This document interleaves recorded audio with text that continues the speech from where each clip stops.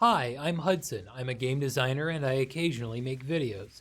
I want to talk about Path of Exile 2, specifically the Sorceress. I don't usually enjoy spellcasters, but I was surprised by how much fun I had playing the Sorceress, and how balanced her toolkit appears to be.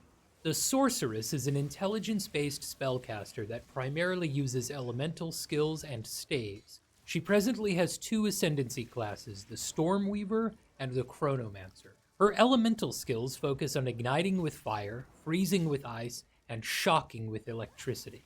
I noticed that elemental skills have more variety than other sets of skills.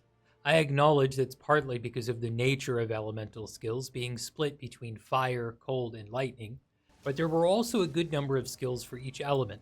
I didn't feel as restricted as I did with my other builds, despite being limited to only lightning skills with this one. And I didn't feel obligated to use every lightning skill either. I also felt like the elemental skills had much more synergy than skills from other sets.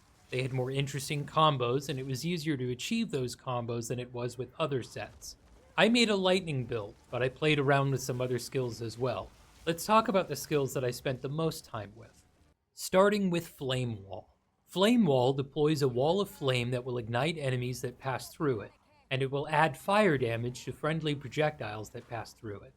I like the concept of Flame Wall. It's simple and effective. It looks great and it feels good to use. The whoosh of the flames as they erupt is awesome. However, this skill is plagued by the same problem that seems to continue to rear its head. I can't deploy it fast enough to shoot projectiles through it before enemies run through it and reach me. I enjoyed the Fortress Support Gem, which turns walls into rings, and that sometimes mitigated the swarming problem, but it was still prevalent. I would use Flame Wall more often if it wasn't so inconsistent and ineffective. Ice Nova deals cold damage to surrounding enemies and knocks them back. I like Ice Nova, it's another tried and true concept. All of the cold skills in the game feel great, and Ice Nova is no exception. The visual and audible crinkling of the ice crystals is awesome. The skill is meant to knock back and freeze enemies, and it was useful for giving me some breathing room, but sometimes it took several uses before enemies became frozen. Frost Bomb activates after a delay, dealing severe cold damage to an area. I don't like how long it takes to activate the bomb. I acknowledge that there are situations and builds where it may be useful, but I personally don't like it, nor do I use it. Functionally, Ember Fusillade is almost identical to the occult skill Bone Storm. You spend time to amass projectiles, and then you release them all at once. It's another one of those skills with a large investment for a large payoff. I would rather just continually throw flares that stack ignition. I believe that it would be better if the charge-up mechanic were a support gem instead. I like skills that are snappy and immediately gratifying, and I'm noticing that there are a lot of skills in the game that take a long time to activate. It slows down the gameplay and makes the game feel sticky. Next, let's talk about Lightning Strike. Lightning Strike does exactly what it says. It makes lightning strike at a target location. This skill does everything that I expect a skill to do. It's thematically appropriate, it looks great, it feels good to use, and it's useful. In particular, I like that Lightning Strike can land anywhere. It's as if it's coming from the sky, and it fits the lightning theme. However, this thematic flavor does not apply to other lightning skills like Storm Orb. Storm Orb deploys a circle on the ground that continually strikes enemies in an area. The problem is that Storm Orb deploys too close to the player character. I expected it to deploy anywhere like Lightning Strike, but it doesn't, and that makes it difficult for the player to use these two skills together.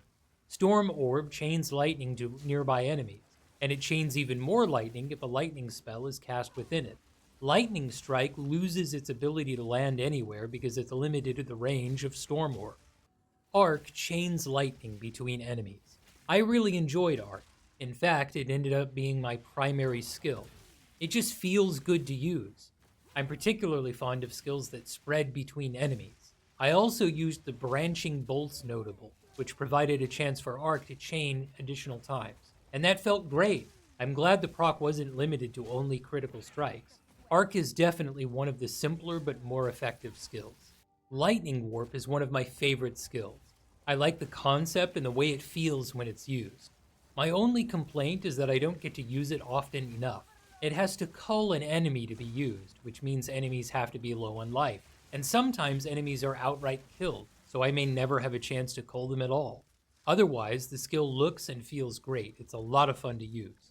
Conductivity is a curse that lowers enemy lightning resistance, and Blasphemy is a meta gem which turns curses into auras while they're socketed into it. I have two problems with this skill. Firstly, I can't see the radius of the socketed curses, and secondly, the radius doesn't feel far enough.